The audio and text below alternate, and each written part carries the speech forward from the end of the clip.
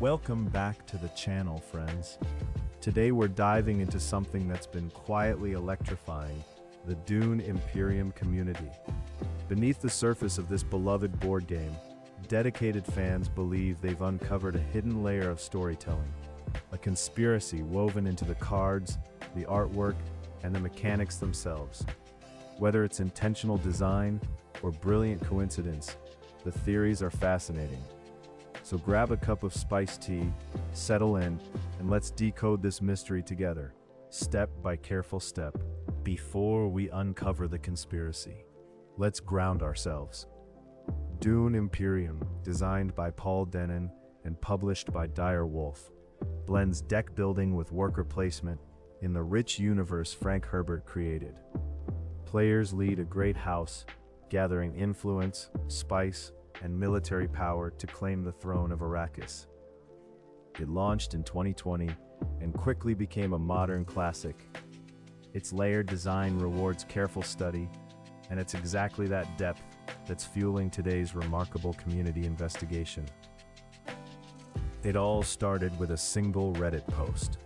A sharp-eyed player noticed that the placement of characters on certain leader cards seemed to mirror the political factions in Herbert's original novels far more precisely than expected. This wasn't random flavor text, they argued, but a deliberate map of allegiances hidden in plain sight. That observation sparked a thread that exploded overnight, drawing in hundreds of fans eager to test whether the pattern actually held up under scrutiny. The four influence tracks, the Emperor, the Spacing Guild, the Bene Gesserit, and the Fremen, sit at the heart of the game. Fans began analyzing how often each faction's icons appear together on cards. Statistically, some pairings show up far more frequently than pure chance would suggest. Enthusiasts started building spreadsheets, cataloging every card, tracking these connections.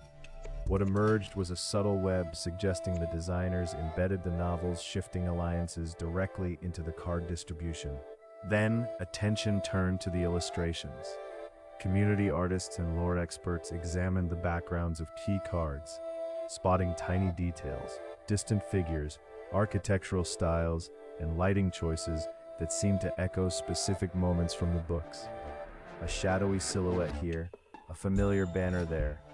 These weren't accidents, believers insisted, but visual breadcrumbs.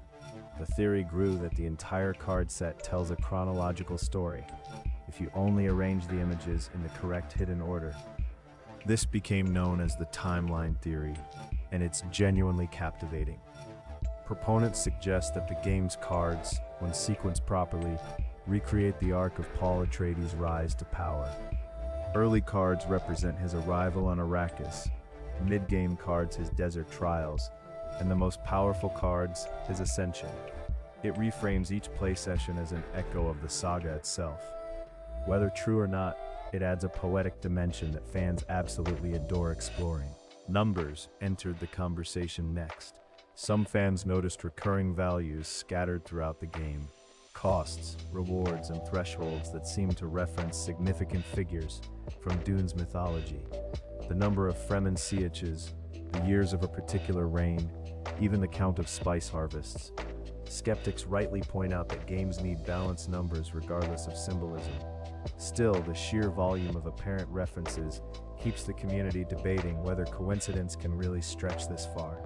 Naturally, people wanted answers straight from the source. Fans combed through interviews, podcasts, and convention panels featuring Paul Dennen and the Dire Wolf team.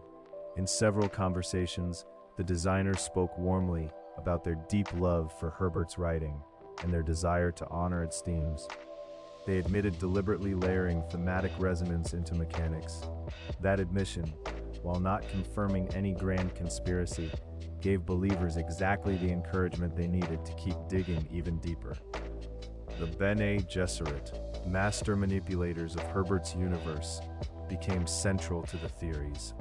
In the novels, they operate through hidden influence and long-term plans spanning generations.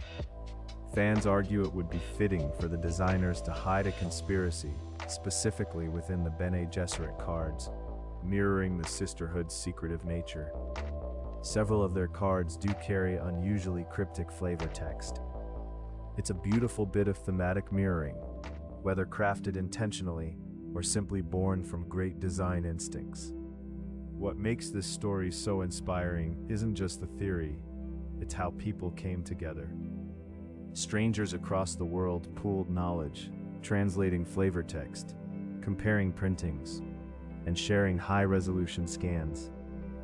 Lore experts explained obscure references, while designers of fan content built interactive tools. This collaborative spirit turned a simple hobby into a genuine collective investigation. It's a wonderful reminder that games are more than components in a box. They're communities of curious, generous, passionate people. When the Rise of Ix and Immortality expansions arrived, the conspiracy hunters had fresh material. New cards introduced technology, Tleilaxu themes, and additional factions. Believers claimed the expansions extended the hidden timeline further into Herbert's later books. Others noticed that certain new mechanics seemed to complete patterns started in the base game. Each release deepened the mystery rather than resolving it, giving the community endless new territory to map, analyze, and passionately argue about. Now, let's be fair and honest. Plenty of thoughtful fans remain skeptical, and their voices matter. They argue that humans are pattern-seeking creatures, naturally finding meaning even in randomness. A well-designed game will inevitably reflect its source material, they say, without needing a secret conspiracy. Balanced numbers repeat, thematic art appears, and faction alliances mirror the books simply because good adaptation demands it. Their caution keeps the community grounded and prevents wishful thinking from running completely wild. So why has this theory captured so many imaginations? Part of the answer lies in Dune itself. Herbert's world is built on hidden agendas, prophecy, and layered meaning. Fans of that universe are primed to look beneath the surface, to distrust the obvious. A board game set in that world practically invites this kind of scrutiny. The conspiracy hunt isn't a distraction from the theme. It's arguably the most Dune thing fans could possibly do. One of the boldest claims involves an alleged unreleased card. A blurry photo circulated showing what appeared to be a prototype with unfamiliar art and text. Some believe it hints at a scrapped storyline the designers intended to reveal gradually.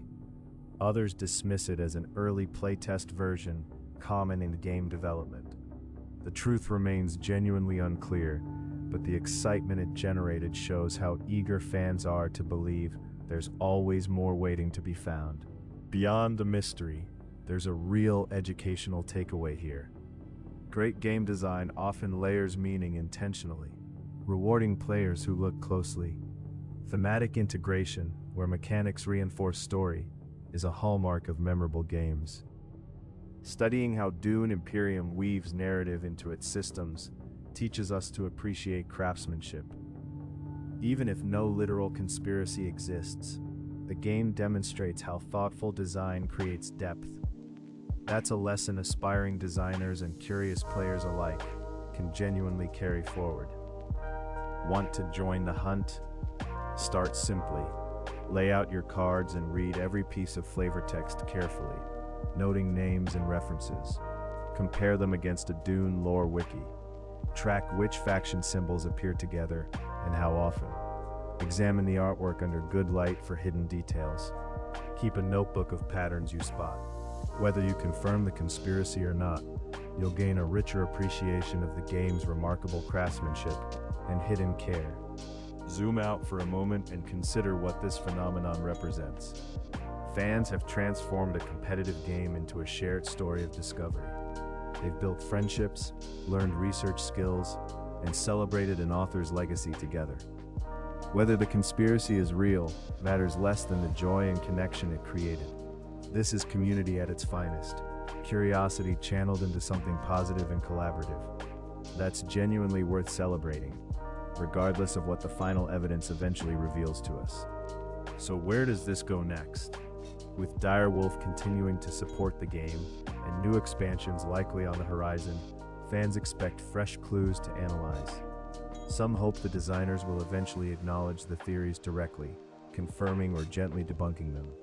Either outcome would be satisfying. Until then, the investigation continues, powered by imagination and genuine love for the material.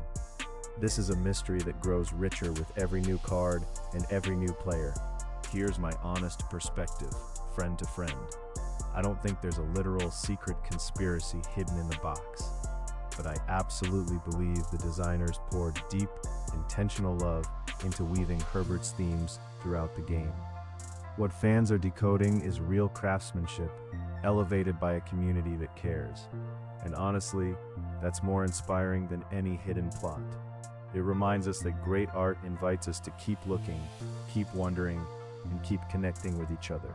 Thank you so much for spending these 10 minutes with me, exploring this fascinating rabbit hole.